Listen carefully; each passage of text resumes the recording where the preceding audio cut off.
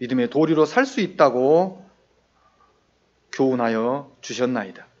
동성교회 모든 성도인들께서 협력하여 믿음의 도리로 살아갈 수 있도록 은혜 베풀어 주시기를 간절히 원하옵고 우리 주 예수 그리스도의 이름으로 기도드리옵나이다.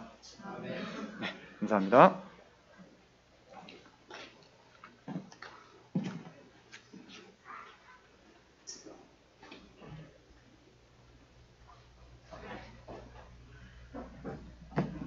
예, 말씀 감사합니다.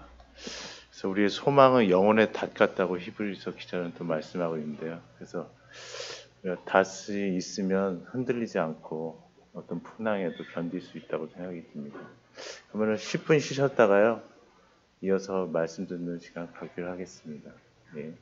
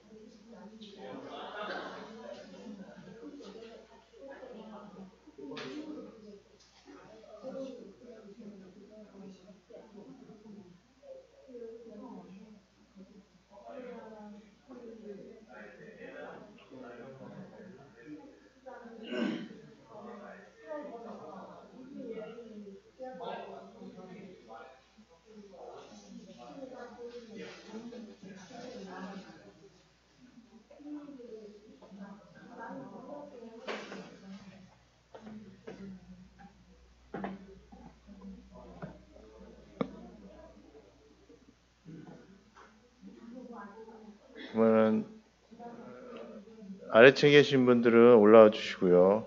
자리 정돈하시면서 예배 찬송가 494장 우리 찬양 드리겠습니다. 예배 찬송가 494장입니다.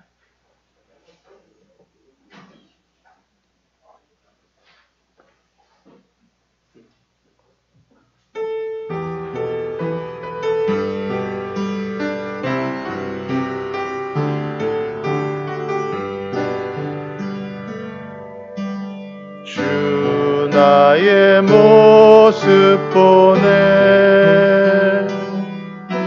상한 나의 맘 보시네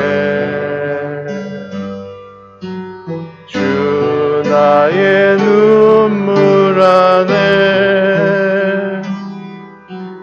홀로 울던 맘 아시네 주 사랑 내게 있네 주 사랑 내게 있네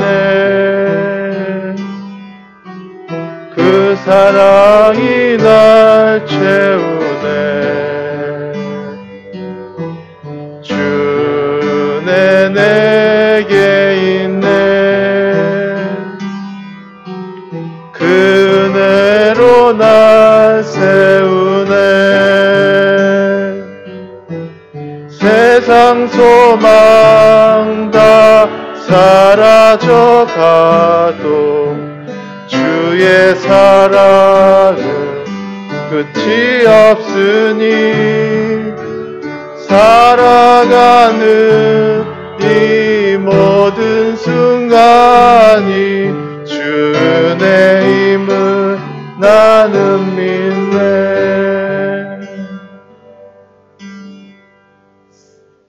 그럼 형제님 나오셔서 두 번째 시간 말씀 듣기로 하겠습니다.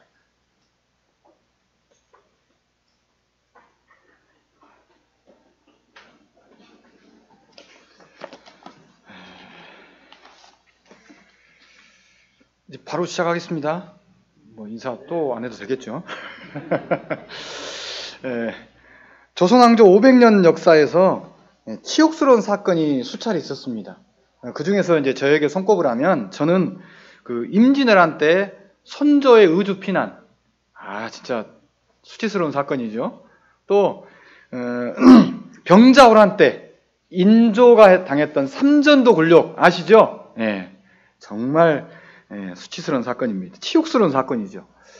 그리고 어쩌면 그 중에서 제가 볼 때 가장 치욕스러운 사건은 조선 순종 1910년 8월 29일에 한일합방 문서가 발표됐죠. 그것을 경술국치라고, 아예 그냥 국가의 수치라고 표현했죠. 경술련에 있는 국가의 수치다.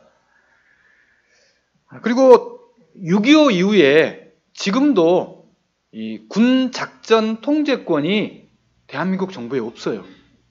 그죠? 어디에 있어요? 한미연합사에 있어요. 그래서 가져오려고 많이 노력을 했습니다만 아직도 못 가져왔죠. 이게 이제 나라의 수치죠. 네, 나라의 수치. 그런데 개인과 가정에도 이런 수치스러운 삶들이 있습니다. 창세기 9장에 보시면 홍수 이후 노아가 술에 취했죠. 그죠? 그런데 내용을 자세히 보시면 그냥 단순한 실수가 아니에요. 그죠? 당시 술 취한 노아가 벌거벗은 상태였어요. 아마 모르긴 몰라도 노아의 입장에서 정말 수치도 이런 수치는 없었을 겁니다. 또 아브라함은 어떻습니까? 세상 권력 앞에서 자기 아내를 누이라고 거듭 거짓말했죠. 2번이나 그랬어요.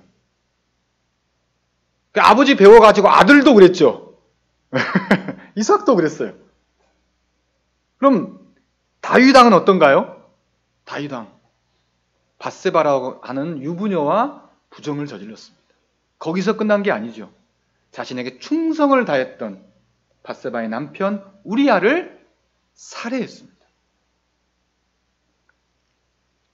이런 일들은 모두 자기 자신이 잘못한 개인의 수치입니다. 신약으로 넘어오면 베드로는 갈라디아서에 보면 이방인들과 식사하다가 유대인 할례자들이 오니까 그들이 두려워서 자리를 피해버렸어요. 그러니까 바나바도 그리고 함께 식사하던 유대인 성도들도 같이 미혹됐습니다. 그 자리를 피했어요. 그래서 바울이 베드로를 심하게 책망했죠. 유혹되었다, 외식되었다 라고 심하게 책망했습니다. 베드로 입장에서 예수님의 수제자잖아요, 베드로가. 근데 과거에 예수님 3번 모른다고 부인했잖아요. 아니 그것도 부끄러운데 거기다 또 이런 실수를 저질렀으니 베드로 입장에서 얼마나 참 한마디로 말하면 쪽팔렸겠어요. 그죠? 그러면 베드로를 책망했던 바울은 또 어떤가요? 바울 사도행전 15장에 보시면 우리 다 알고 있는 대표적인 사건이죠. 2번째 전도 여행을 떠나기 전에 바나바와 의견 충돌이 있었어요.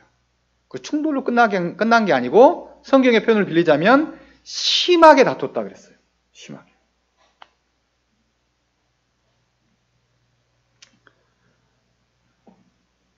저희들 삶에도 되짚어 보면 부끄러운 일들이 있습니다. 첫 번째 시간에 제가 말씀드렸던 그런 일들, 제 입으로 또 말하기 참 부끄러운 일들이 저희 삶에도, 제 삶에도 있었고 아마 성도님들 삶에도 없기를 바라지만 있을 겁니다. 이것은 어떤 다른 사람의 누명, 다른 사람의 실수, 이게 아니라 내가 잘못해서 내 잘못으로 생긴 그런 수치스러운 일들이 우리 삶에 있습니다. 그래서 이 시간에는 이 본문에 등장하는 사람이 어떤 실수를 저질렀는지, 그리고 내 실수도 한번 스스로 돌아보고 이렇게 실수한 나를 예수님께서 어떤 방법으로 회복시켜 주시는지 함께 배워보는 그런 시간으로 사용하도록 하겠습니다. 그래서 2번째 시간 말씀의 주제는 수치와 회복이고 설교 제목은 오뚝입니다. 본문 말씀 마가복음 14장입니다.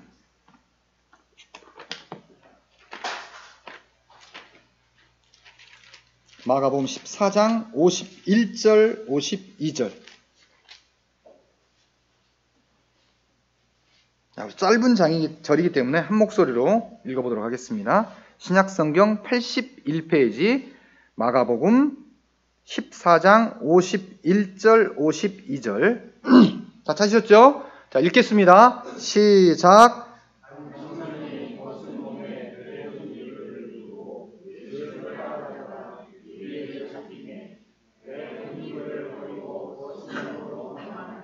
예, 감사합니다. 먼저 14장 42절, 43절을 보시면 가룟 유다가 예수님을 팔아넘겼습니다. 그리고 예수님이 잡히셨어요. 그리고 50절 보시면 50절 한번 읽어보실까요? 50절 시작. 제자들이 다 예수를 버리고 도망하니라. 그 다음 51절, 52절은 복음서 어디에도 없는 내용이 기록되어 있어요. 오직 마가복음에만 기록되어 있어요. 그래서 학자들은 이게 진짜 있었던 사건이냐 아니냐를 두고 지금도 의견이 분분해요. 맞다 아니다. 근데 그럴 만한 이유가 뭐냐면 51, 2절을 빼도 문맥이 자연스럽게 연결돼요. 문제가 없어요. 그러니까 이게 진짜 있었던 사건이다 아니다를 두고 학자들이 얘기하는 겁니다. 자, 그러면 사실 여부를 떠나서 저희들은 그런 거 가지고 논쟁할 필요가 없어요. 저희 그냥 성도요. 학자들끼리 본인들끼리 알아서 하라고 내버려두고 저희는 이게 이제 누군지 사실 실제 있었던 사건인지 아닌지 사실 여부를 떠나서 그럼 마가는 왜 51, 2절을 기록했을까 하는 겁니다. 마가는 왜? 그죠? 그게 중요하죠. 이에 대해서 권종선이라는 학자는 이렇게 말했어요. 마가는 이 이야기를 통해 유다는 예수님을 배신했지만 예수님은 하나님의 계획에 따라 순종했다. 그리고 비록 유다만큼은 아니지만 모든 제자들이 도망, 즉 예수님을 배신했다고 하는 것을 부각시키고 있다. 이런 해석은 보통 성경 읽다 보면 그럴 수 있겠다 충분히 이해할 수 있습니다. 쉽게 우리가 해석할 수 있어요. 근데 또 아브라함 쿠르빌라라고 하는 학자는 이 부분을 이렇게 설명했어요. 좀 깁니다만 제가 읽어드릴게요. 본문에서 한 청년의 도망은 제자들의 완전한 실패를 강조하는 역할을 한다.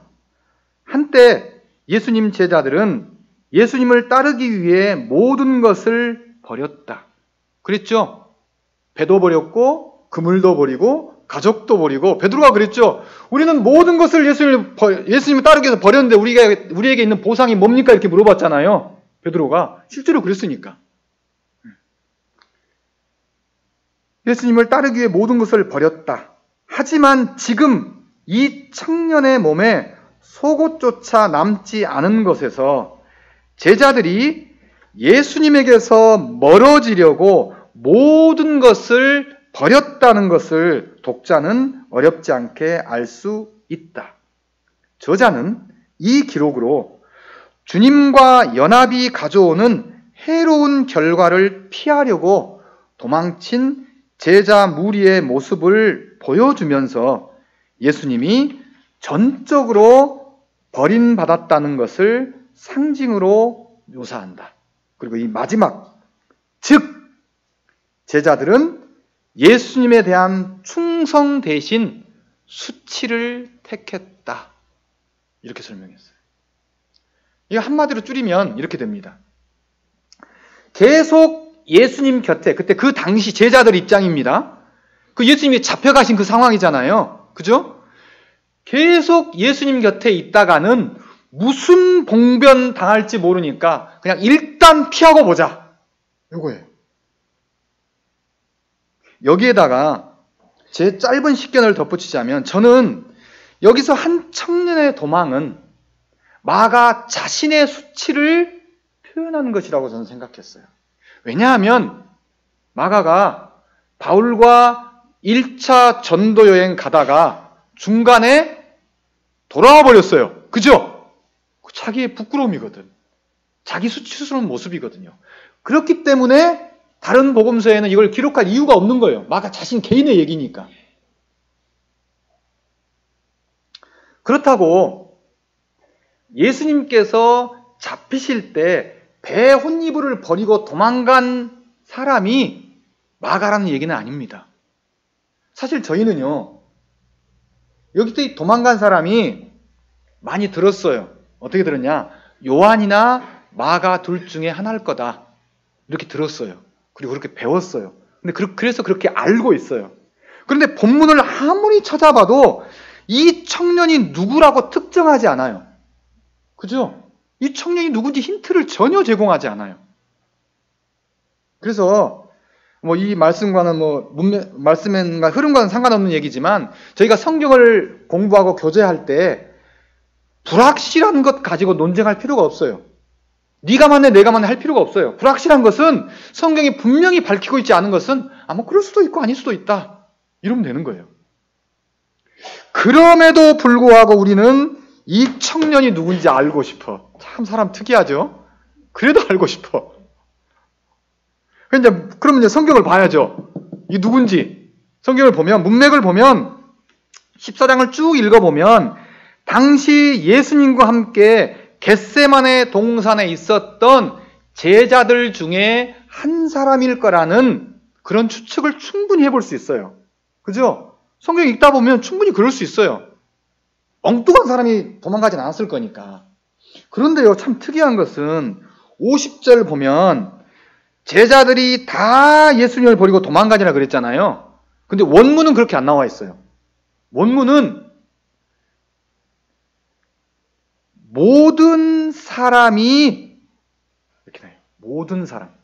그것도 그보다 더 정확히 말하면 그러자는 예수님이 잡히자 이거예요.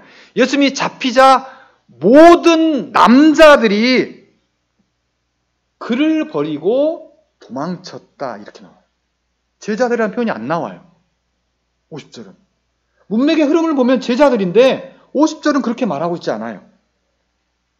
그래서 51절에 나와 있는 한 청년은 예수님께서 잡히시던 당시 예수님과 함께 있었지만 도망친 모든 사람을 대표하는 그런 역할을 한다고 할 수 있습니다. 그래서 이런 정황을 근거로 51, 2절을 마가가 기록한 이유를 설명하면 예수님을 버리고 도망간 모든 사람들의 부끄러움, 곧 수치를 표현하기 위한 의도적 기록으로 보입니다. 그러면 진짜 그랬는지 그 증거를 찾아야 되잖아요. 본문에서 증거를 찾아야 되잖아요. 내 추측이면 안 되잖아요. 본문의 그 증거를 확인할 수 있습니다. 자, 51절, 2절 보면 청년이 얼마나 부끄러웠을까요? 그죠?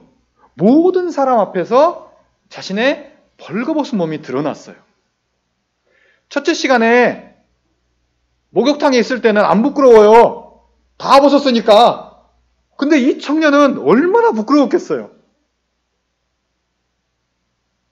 그런데 저자 마가는요, 한 번만 사용해도 충분한 벗은 몸이라는 표현을 51절에 한 번, 52절에 한 번, 굳이 2절에 다 기록했어요.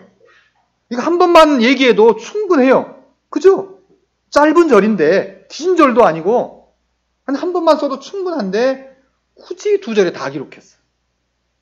마가가 이 청년의 수치를 일부러 드러내려고 하는 그런 의도가 있는 기록이라고 볼 수 있습니다. 그래서 51, 2절은 예수님을 버린 모든 사람들의 수치를 이 한 청년을 통해서 대표하는 그런 기록이라고 할 수 있습니다.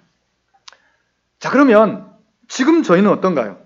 아니, 나는 예수님을 버리고 도망간 제자 무리에 속해 있느냐, 속해 있지 않느냐, 속해 있습니까, 아닙니까? 라고 질문하면 겉으로 말은 못해도 속으로는 무슨 내가 예수님을 버리고 도망갔어. 사실 내가 충성스럽게 교회를 섬기고 성도를 섬기고 하나님을 섬긴 건 아니야. 그건 인정할 수 있어. 그런데 최소한 나는 예수님을 버리고 도망가지 않았다라고 말할 수 있어요. 왜? 지금 여기 앉아 계시거든요.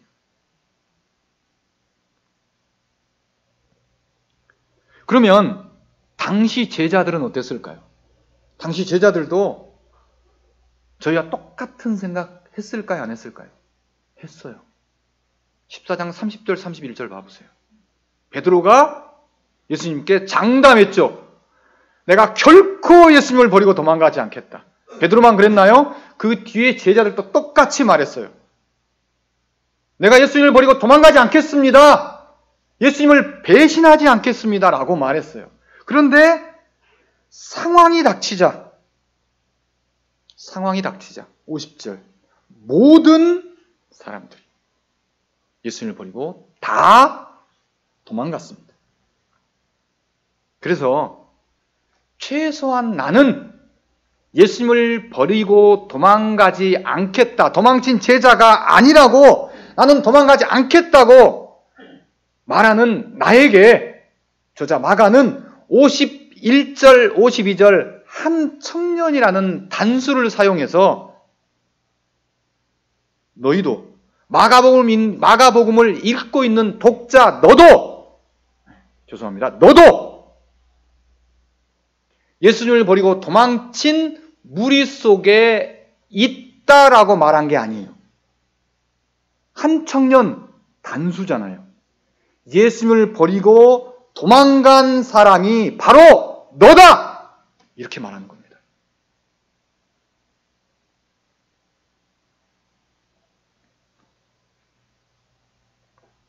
지금은 아니라고 우리가 당당히 말할 수 있어요.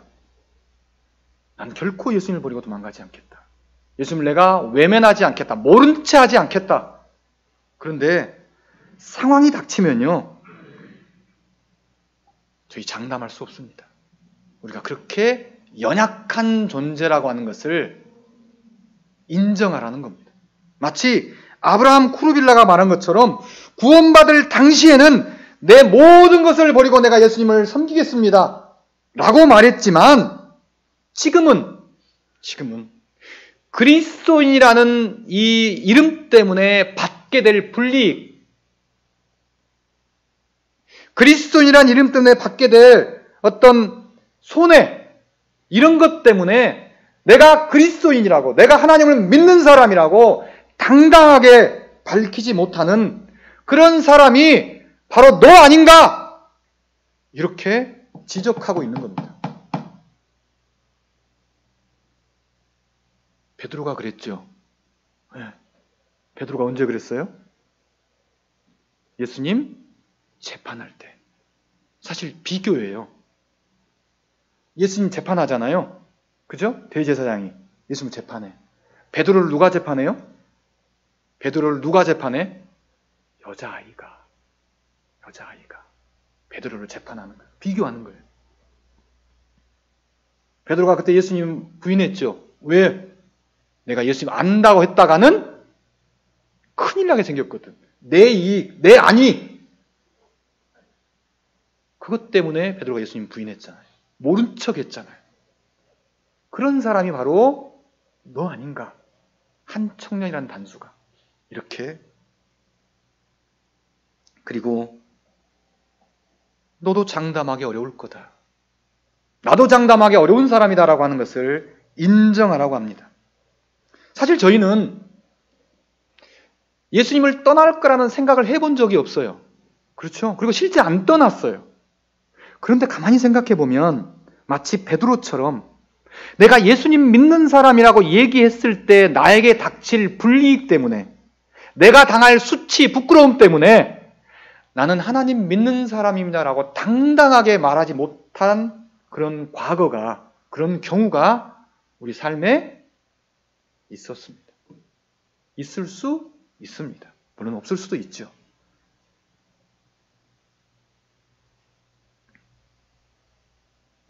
교회 상황과 연결해서 말씀드리면, 지금 교회 상황은 내 헌신과, 그죠? 내 마음과 내 몸 다 교회가 필요로 해요. 그런데 내 이익 때문에, 내 안위 때문에 그것을 모른 체하고 외면하고 귀를 막고 있는 사람이 바로 당신 아닌가?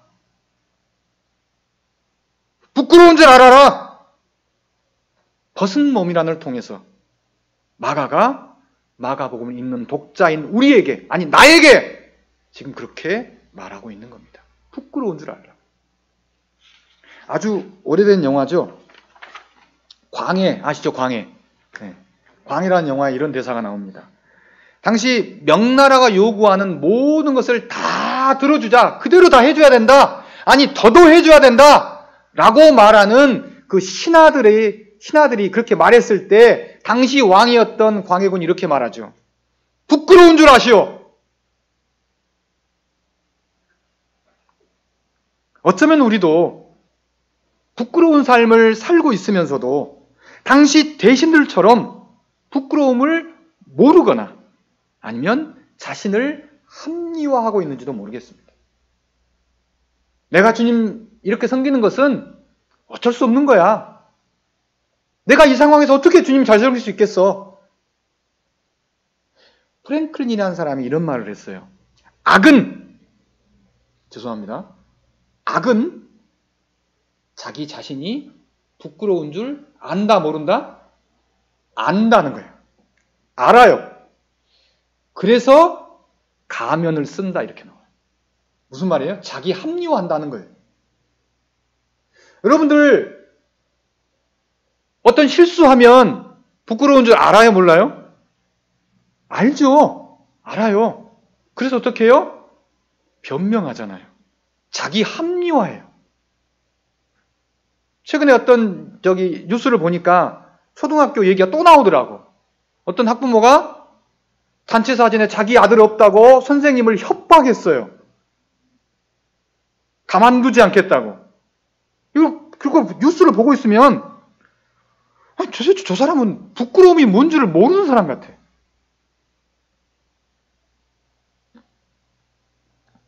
그럼 저희들은 어떠냐? 저희들은요, 알아요. 뭔가 실수하고 부끄러운 일을 저지르면 알아요. 수치스러운 줄 알아요. 왜 알아요? 우리 마음에 성령님이 계시기 때문에. 성령님이 우리 옛날 아버지 편으로 너 이놈 이렇게 하시거든. 너 이놈 이렇게 하시거든. 그러니까 알아요. 부끄러운 줄 알아. 스스로 부끄러운 줄 안 형제님이 여기 있습니다. 제가 청년 때 이 형제님과 같이, 형제님이 사장님이었고 저는 직원이었어요. 같이 일했어요. 근데 이제 형제님은 사업상 접대해야 될 일이 많았어요. 근데 구원받기 전에는 접대를 즐겼어요. 당연하죠. 구원받기 전에 접대 즐기는 거예요. 근데 구원받고 나니까 이게 마음에 엄청나게 부담되는 거예요. 접대 자리에 나가야 하나 말아야 하나. 그리고 앞으로 접대를 계속 해야 되나 끊어야 하나. 이런 갈등이에요. 왜 이런 갈등을 해요? 첫 번째는 구원받았으니까. 그죠? 생명이 내 안에 들어왔으니까 갈등할 수밖에 없어요. 그리고 두 번째는 지금은 좀 다르지만 그렇다고 전혀 없어진 건 아니지만 예전에는 더 심했어요. 사업할 때 접대하지 않으면 사업이 안 돼. 그죠? 예전에 사업하신 분 다 인정하시죠? 불이익을 너무 많이 당해. 그리고 그때 당시 그 형제님은 구원받은 지 얼마 안 됐어요. 그러니까 갈등하는 거예요. 그럼 형제님이 어떻게 했을까요? 어느 날 접대 자리에 나갔어요. 구원받은 후에 그 자리에 나갔어요. 그리고 끝나고 숙소로 돌아와서 이렇게 기도했습니다. 이렇게 탄식했어요. 주여. 그리고는 저에게 이렇게 말했어요. 나 너무 부끄럽다. 나 너무 부끄럽다.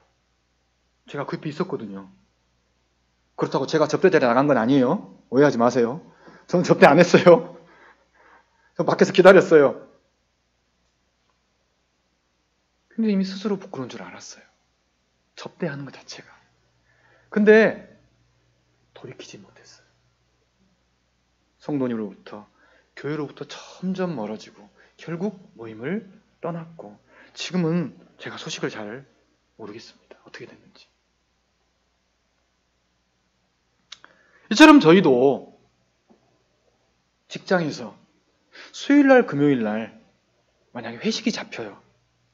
그러면 예전에 어땠습니까? 요즘 예전 얘기하면 꼰대라 그런다는데 뭐 그러다 상관없어요. 해야 돼. 예전에 어땠어요? 성도님들 구원받을 초기에 저희들이 모임 생활하는 것을요, 그 어떤 것도 막거나 방해하지 못했어요. 그렇죠? 직장에 그런 일이 있으면 당당하게 얘기합니다. 저 교회 가야 되니까 오늘 회식 못 나갑니다.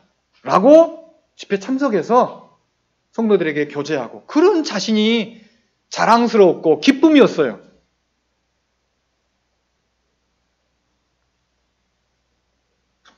그런데 지금은 어떻게 됐습니까? 이게 반대로 뒤집어져 가지고 오히려 좀 미안한 감도 없는 것 같아. 당당해. 나 오늘 못 나가요? 말이 나오면 그나마 다행이야. 말도 안 하고 안 나와. 지금 상황이 그렇게 되지 않았나요? 일주일 내내 그리스도인이 아닌 것처럼 살아가요. 그리고 주일날만 그리스도인이야. 주일날만. 미국 사회가 이렇게 변했잖아요. 미국 사회가 변했어요. 근데 얼마나 웃긴 줄 아십니까? 미국 사람들 설문조사하면 80%가 그리스도인이래. 80%가. 그런데 주일날도 아니야. 주일날 오전만 그리스도인이야. 주일날 오전만. 그리고도 자기가 하나님 믿는데, 예수님 믿는데. 지금 저희 모습이 이와 같지 않다고 누가 말할 수 있겠습니까? 하나님 앞에서 당당하게 성도님들 말할 수 있으시겠어요?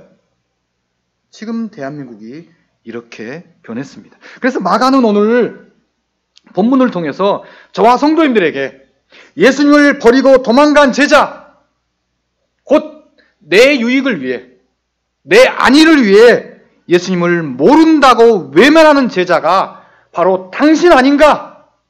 한번 생각해 보라고 말하고 있습니다.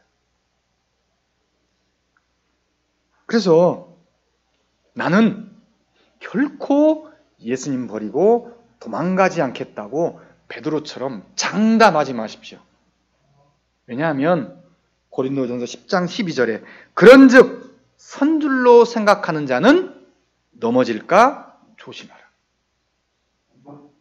모두에게 해당되는 얘기입니다. 선줄로 생각하는 자는 넘어질까 조심하라.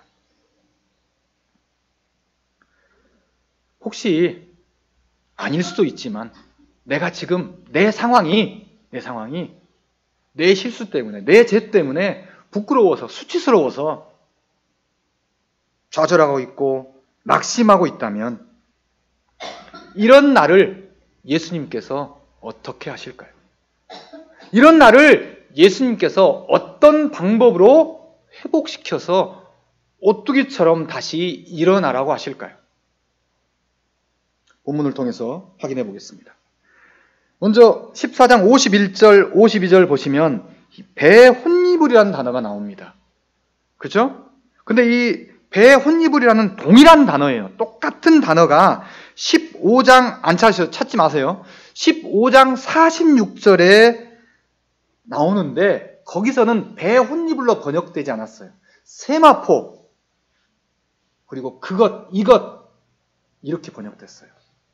단어의 뜻은 얇은 천, 얇은 베옷이라는 뜻인데요. 이 용도가 다르게 사용됐어요. 똑같은 단어인데 14장에서는 수치스러운 용도예요. 그죠? 배혼입을로 번역됐습니다. 그런데 15장 46절에서는 예수님을 장사 지내는 세마포, 곧 선한 용도로 사용됐습니다. 이것은 어떤 의미가 있냐면 예수님께서 청년이 입었던, 청년이 가졌던 그 수치스러운 옷을 예수님이 가져가신 겁니다. 자, 또 나옵니다. 예수님의 부활 장면이 소개된 16장 1절로 8절에 보시면 흰 옷 입은 사람, 청년이라는 얘기가 나와요. 흰 옷 입은 청년. 마가복음 16장에 보시면 마치 사람인 것처럼 기록했어요. 사람인 것처럼.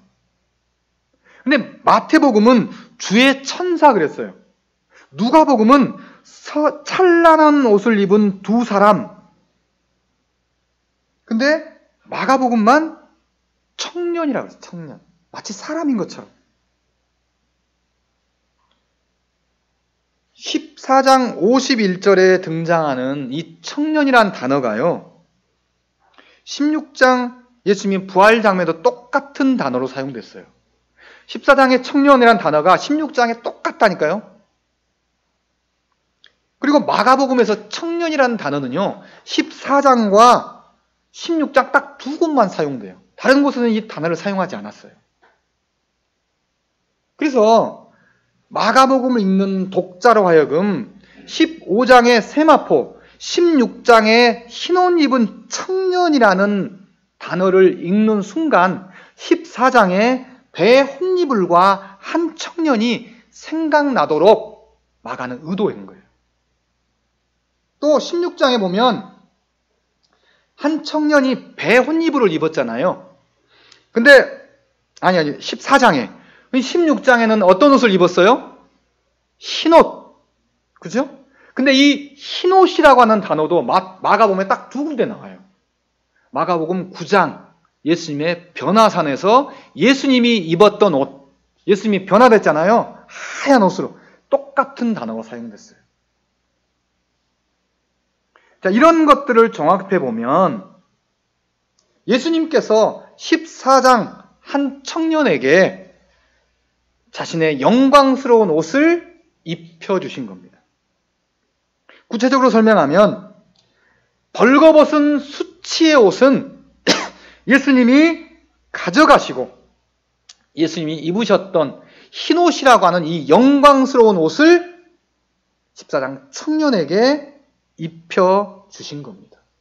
이것은 실패하여 도망간 제자에게 자기 이익과 자기 안위 때문에 예수님을 모른다고 외면했던 제자들에게 다시 회복해서 바른 길을 갈 수 있도록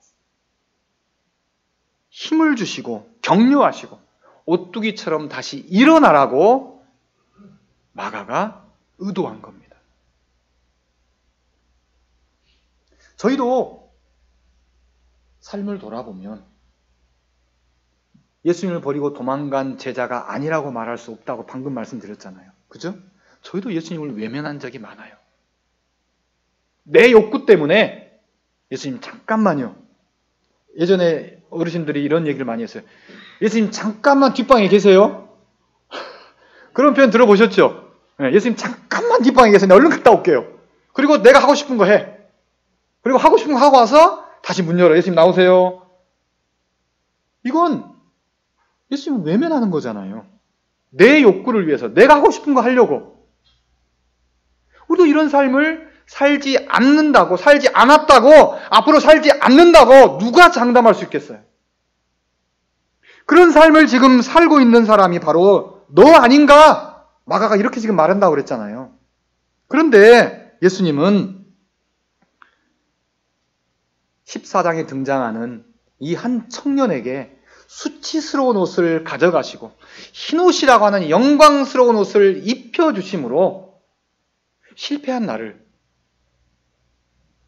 도망친 나를, 부끄러운 나를 그냥 버려두거나 방치하지 않으신다는 겁니다. 아담과 하와가 죄 지었을 때 하나님이 방치했나요? 다윗이 죄 지었을 때 하나님이 방치했어요? 외면했나요, 하나님이?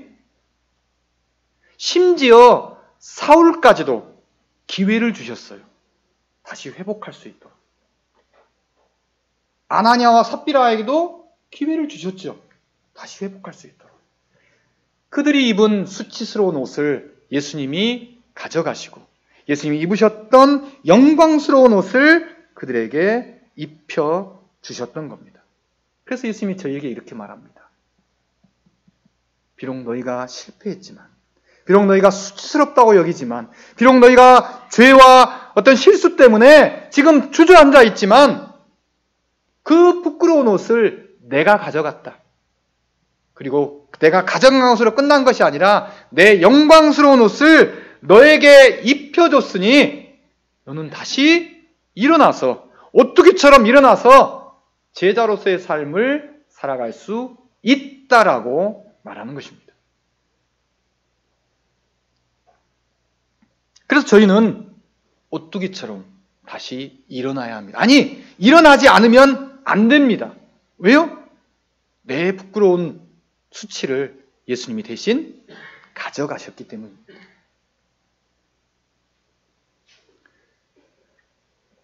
스코틀랜드의 한 낚시꾼이 자기가 잡으려다가 놓쳐버린 고기가 얼마나 큰지 설명하려고 팔을 쫙 벌렸어요. 이거 진짜일까요? 뻥일까요? 네? 낚시꾼들 뻥이 심하잖아요. 이거 이렇게 안 커.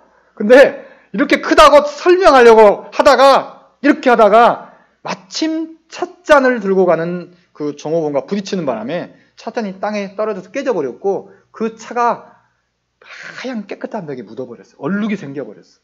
사람들은 일시정지됐어요. 이거 어떡해? 이거 어떡해? 그때 어떤 사람이 나타나서 이렇게 말했습니다. 너무 걱정하지 마십시오. 사람들은 누구나 실수합니다. 그런 다음에 그 사람이 그 벽에 그림을 그리기 시작했어요. 얼룩이 묻어있는 벽에 그림을 그리기 시작했어요. 모든 사람이 숨죽여 지켜봤습니다. 도대체 저 사람이 뭐 하려고 그러지? 그런데 잠시 후에 그 얼룩이 졌던 벽에 정말 멋지고 아름다운 사슴이 그려진 겁니다. 이 그림을 그린 사람이 누구냐? 영국의 유명한 동물 화가인 에드윈 랜드시어라는 사람이었어요. 그러니까 실수를 이용해서 새로운 작품이 탄생한 겁니다. 그럼 예수님은 어떠실까요? 예수님은 가장 위대한 화가십니다. 그래서 내 실수를 이용해서 정말 아름다운 가슴 벅찬 그림을 그리시는 분이 예수님이세요. 내 실수를 이용해서 역사에 길이 남을 작품을 만드시는 분이 예수님이에요. 그래서 나는 비록 실패했어도 그 부끄러움을 뒤로 하고 오뚜기처럼 다시 일어날 수 있습니다. 왜냐하면 예수님께서 내 수치의 옷을 가져가셨기 때문입니다. 그럼 우리는 일어나지 못할 이유가 없는 거예요. 내 부끄러운 수치의 옷을 예수님이 가져가셨기 때문입니다. 로마서 8장에 보면 모든 것이 합력하여 선을 이룬다 그랬어요. 그죠? 그러니까 내 실수도 예수님께서 선으로 바꾸신다는 겁니다. 제가 모임 생활 하다 보면 실수 많이 해요. 제가 말하기를 좋아하거든요. 그러니까 말로 실수를 많이 해. 그리고 돌아서면 내가 실수했네. 그러면 부끄러운 거예요. 이거 내가 실수했네. 어떡하지? 그런데 이 실수를 하나님이 사용하신다는 거예요. 이 실수를. 그래서 성도님들도 비록 내가 예수님을 등지고 내 안위와 내 이익을 위해 예수님을 모른 채 했다 할지라도, 그런 부끄러움이 내게 있다 할지라도 망설이지 마시기 바랍니다. 주저앉아 계시지 마시기 바랍니다. 다시 오뚜기처럼 일어날 수 있습니다. 아니, 일어나야만 합니다. 왜요? 왜 그렇다고요? 예수님께서 내 수치의 옷을 대신 가져가셨어요. 그것으로 끝난 게 아니에요. 예수님의 영광스러운 옷을 내게 입혀주셨기 때문입니다. 자, 그렇다면 예수님께서 내 수치를 가져가시고 영광스러운 옷을 내게 주신 것 감사하지요? 감사 안 하세요? 네, 무지하게 감사하죠. 옛날 오지명이 무지무지하게 감사하는 그런 표현을 많이 했어요. 감사해요. 그러면 내 수치의 옷을 가져가신 예수님은 어떻게 되셨을까요?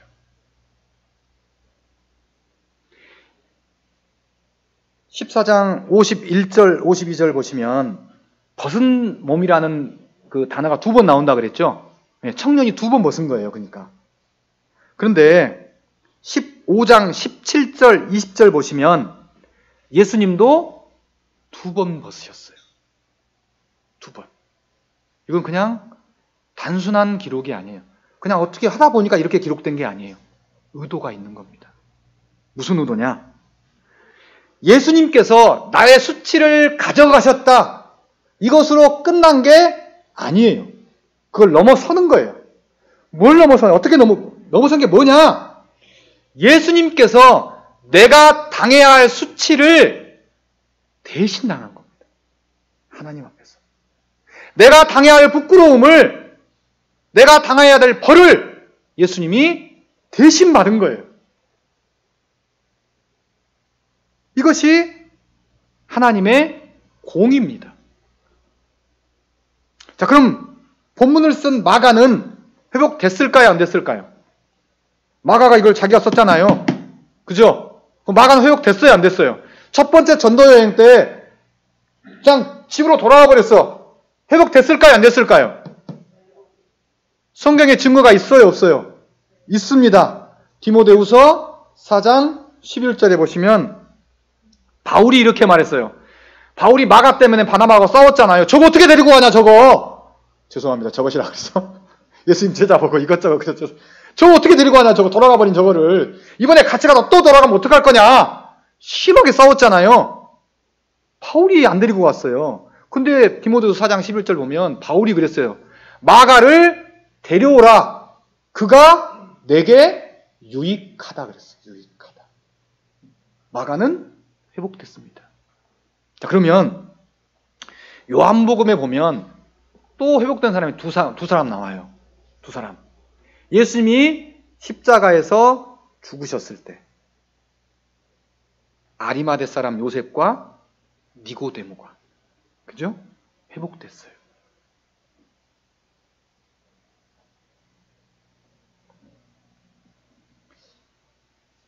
지금도 하나님의 공의는 달라지지 않습니다. 하나님은 공의로우신 분이에요. 근데 지금은 대부분 하나님은 사랑이시다라는 말이 강조되죠. 그렇죠? 그런 글씨 많이 보시죠. 근데 하나님은 공의로우시다라는 말 많이 들어본 적 있으세요? 그리고 그런 글귀 본 적 있으세요? 많이 없어요. 지금 사랑이 강조되는 시대지 공의가 강조되는 시대가 아니에요. 근데 전라남도 담양에 어떤 교회 제가 지나가면서 보니까 좀 큰 교회 보니까 벽에 하나님은 공의와 사랑이시다 적혀 있더라고요. 제가 깜짝 놀랐어요. 그렇지! 하나님은 공의로우신 분이지. 하나님이 공의로우신 분이기 때문에 내가 가진 이 수치의 옷을 그냥 없애버릴 수 없는 겁니다. 그죠? 그게 하나님의 공의잖아요. 내가 당해야 될 부끄러움을 그냥 됐어, 이거 없는 걸로 치자, 이렇게 할 수 없으신 분이에요. 그럼 어떻게 하셨어요? 하나님이 내가 받아야 될 수치를 예수님이 대신 받으셨어요. 내 수치를 예수님이 대신 담당하셨어요. 내가 잘못해서 내 실수로 내가 당해야 될 부끄러움은 그냥 사라지지 않아요. 없어지지 않아요. 이거 해결해야 돼요. 어떻게 해결됐어요? 예수님이 내 대신 부끄러움을 당했습니다. 하나님 앞에서. 그래서 우리는 일어나야 합니다. 오뚜기처럼 일어나야 돼. 일어나지만 않으면 안 돼요. 예수님께서 내 수치를 대신 담당해 주셨기 때문입니다.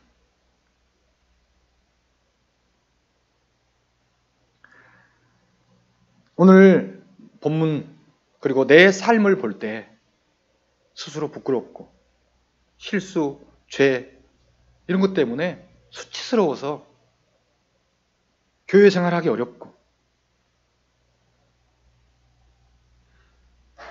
이럴 때 하나님이 나를 그냥 방치하지 않으신다는 거예요. 베드로 실수 있었어요? 없었어요? 아까 처음에 말씀드렸죠? 있었어요. 그죠? 예수님 외면했어요. 바울은요? 다윗은요? 마가는요? 예수님이 그들을 그대로 방치하셨나요? 아니죠. 그러면 예수님이 실수한 제자의 성품과 어떤 기질을 완벽하게 바꾸신 다음에 사용하셨나요? 아니요. 안 그랬어요. 요한복음 21장 베드로를 부르실 때 다 아시죠? 예수님이 베드로에게 네가 나를 사랑하느냐? 했을 때 베드로가 예, 제가 예수님 사랑합니다. 라고 말했잖아요. 그 사랑이란 단어가 다른 거 아시죠? 네. 예수님은 베드로에게 아가페 사랑을 요구했어요. 네가 나를 아가페 하느냐 이렇게 물어봤어요. 베드로는 어떻게 대답했어요? 네, 제가 예수님을 필레오 합니다. 이렇게 대답했어요. 그러니까 예수님이 요구하신 사랑은 아가페였어요. 근데 베드로는 예수님을 필레오로 사랑한 거예요. 친구처럼 사랑한 거예요. 그럼 예수님이 요구한 그 적정 수준의 베드로가 올라왔어요? 못 올라왔어요? 수준 미달이에요. 그럼 예수님이 베드로를 버리셨나요? 아니, 너는 안 되겠다. 그랬나요? 그를 사용하셨어요. 왜? 예수님이 수치의 옷을 가져가셨기 때문입니다. 그래서 저희도 망설일 이유가 없습니다. 부끄럽다고 고개 들지 못할 이유가 없어요. 왜? 예수님께서 내 수치를 가져가셨기 때문입니다. 내게 있는 부끄러운 그 옷을 예수님이 대신 가져가시고 예수님이 입으셨던 그 영광스러운 옷을 제게 입혀주시고 내가 당해야 할 부끄러움을 예수님이 대신 당하셨습니다. 그래서 저희는 오뚜기처럼 다시 일어나서 세상을 향해, 수원을 향해, 교회를 향해, 성도를 향해 도전하는, 다시 일어서는 그런 충성스러운 예수님 제자가 되시기를 바라면서 또 하나님 나라의 동성교회 성도님들의 이름이 오뚜기처럼 다시 회복된 제자로 영광스럽게 기록되기를 간절히 바라면서 말씀 마치도록 하겠습니다. 기도하겠습니다. 아버지 하나님, 저희는 실수합니다. 저희는 하나님 보기에 부끄러운 그런 모습이 많이 있습니다. 그것 때문에 저희들이 감히 하나님께 나가지 못하고 성도들 앞에 나가지 못하고 신실하지 못한 삶을 살 때가 종종 있습니다. 그러나 예수님께서 오늘 말씀을 통해 내가 당해야 될 수치를 대신 당해 주심으로 저희들에게 오뚜기처럼 다시 일어나라고 격려하시고 용기를 주셔서 감사드립니다. 그래서 동성교회 모든 성도님들이 힘차게 다시 일어서서 신앙을 회복하고 교회를 회복하고 제대 삶이 회복되는 그런 영광스러운 흰옷을 입는 그런 예수님의 제자로 살아가기를 간절히 원하옵고 우리 주 예수 그리스도 이름으로 기도드리옵나이다. 아멘. 네, 감사합니다.